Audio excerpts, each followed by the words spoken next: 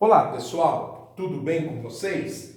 Eu voltei para fazer a segunda parte da reportagem.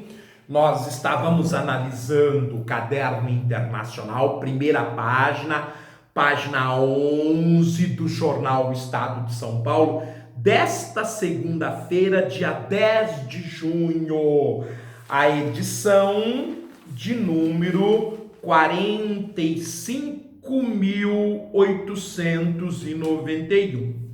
Edição, repito, de 10 de junho deste ano. E nós temos, gente, uma outra parte da reportagem, chamada de cenário, que é como se fosse um anexo, e é um especial da Reuters, que é uma agência de correspondência. Vamos lá. Bloqueio. O jornal The Washington Post disse que o seu site e o do jornal britânico The Guardian foram bloqueados na China. A censura se intensificou antes do 30º aniversário do massacre da Praça Tiananmen, ou Praça da Paz Celestial. Pois é, pessoal, é isto que é o grande problema da China, esse controle maiúsculo sobre a imprensa, controle sobre a internet. É óbvio que isso tem uma razão do lado do governo chinês, que eu vou tentar explicar, mas não é para convencer você não. Você faça o seu juízo de valores, você tem toda a liberdade, o canal ele apresenta a versão dos fatos, analisa, se posiciona, às vezes por um lado, às vezes pelo lado oposto, às vezes dizendo que não concorda e às vezes faz uma balança entre os dois lados da reportagem. Você tem direito de decidir, ok? Vamos lá. Cenário, Reuters. Reputação de centro financeiro em risco. A oposição ao projeto de lei que permitiria extradições à China continental uniu vários grupos em Hong Kong, desde os geralmente pró-establishment, como empresários e advogados, que são a favor da República Popular da China, que os dá mais dinheiro, até estudantes, figuras pró-democracia e religiosos. As alterações previstas na lei simplificariam as exigências para extradição de suspeitos procurados de acordo com a jurisdição, incluindo a China continental, Macau e Taiwan, além dos 20 países com os quais Hong Kong já possui tratados de extradição. O que está por trás disso? Está por trás disso a ingerência no sistema jurídico de Hong Kong. E Hong Kong não quer isso, já que está percebendo que o seu parlamento está cada vez mais contaminado com os comunistas. Dos 70 parlamentares, 70 são ligados ao Partido Comunista Chinês. Ou seja, Hong Kong está perdendo dia a dia sua liberdade jurídica, sua liberdade política para a China. Só não ingere na liberdade econômica porque isso dá muito dinheiro e a China parece que não está disposto a impedir a capacidade dos chineses de Hong Kong de ganhar dinheiro. Coisa, hein? Governos estrangeiros expressaram preocupação, alertaram para o possível impacto na reputação de Hong Kong como centro financeiro e para o fato de estrangeiros procurados na China correrem risco de ser presos em Hong Kong. Então, o mundo já se posicionou e é isso que eu aconselhei Hong Kong a fazer. Se você quer prosseguir na sua luta, Hong Kong, você tem que conseguir aliados fortes. Alemanha, Estados Unidos, que comprem a sua briga. Aí a China provavelmente vai repensar a questão. Enfrentar a China sozinha, vocês vão perder. Não há a menor chance. Essas preocupações ganharam destaque no sábado, depois que um juiz de um tribunal superior local assinou uma petição pública contra o projeto de lei e foi repreendido por seu chefe. Grupos de direitos humanos dizem que há uso de tortura detenções arbitrárias, confissões forçadas na justiça chinesa, bem como dificuldades para ter acesso a advogados. Ou seja, a China está implantando um sistema de regime autoritário dentro de Hong Kong. E isso não sou eu que estou dizendo. Isso quem está dizendo são os grupos dos direitos humanos. Hong Kong precisa pedir apoio internacional urgente.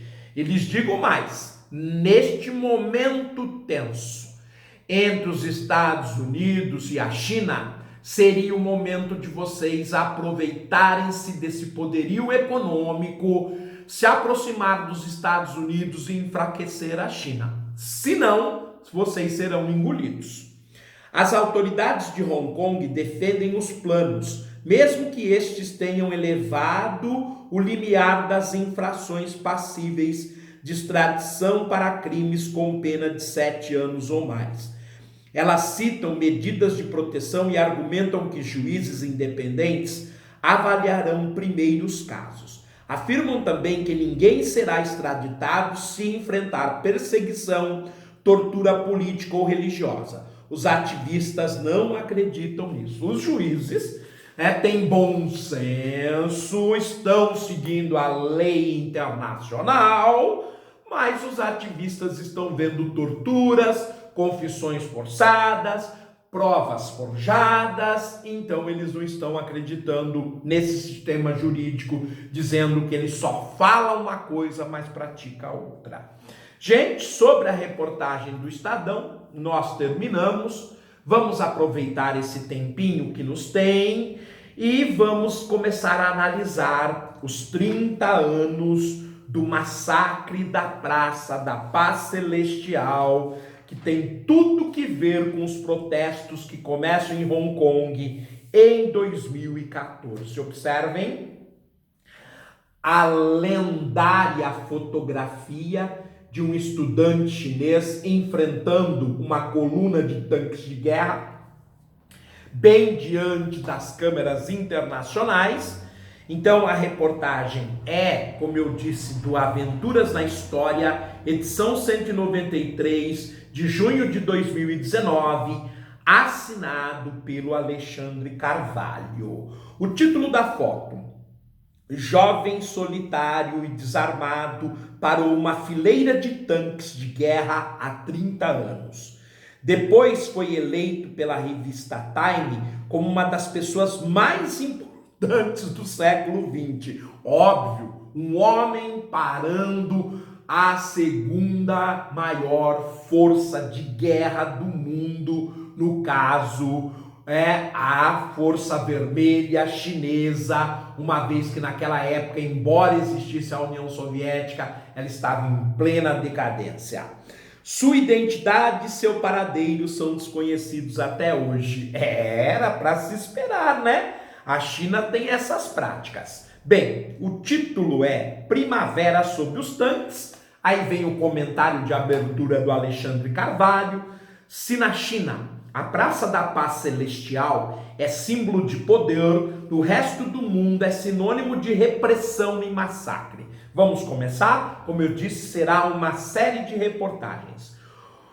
Um desesperado escudo humano. Essa foi a imagem que ficou para o mundo como símbolo da resistência à opressão do regime chinês na sequência de eventos que abalaram Pequim em 1989.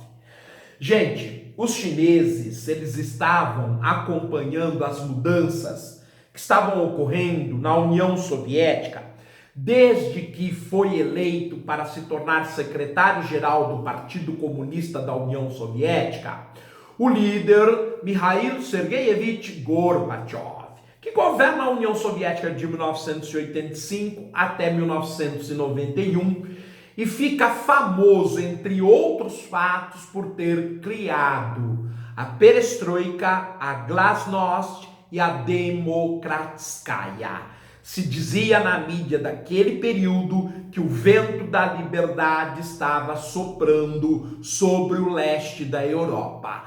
Só que esse vento da liberdade acabou, destruiu a União Soviética que era aquilo que os Estados Unidos tanto perseguia desde o fim da Segunda Guerra Mundial e durante 46 anos do período da Guerra Fria.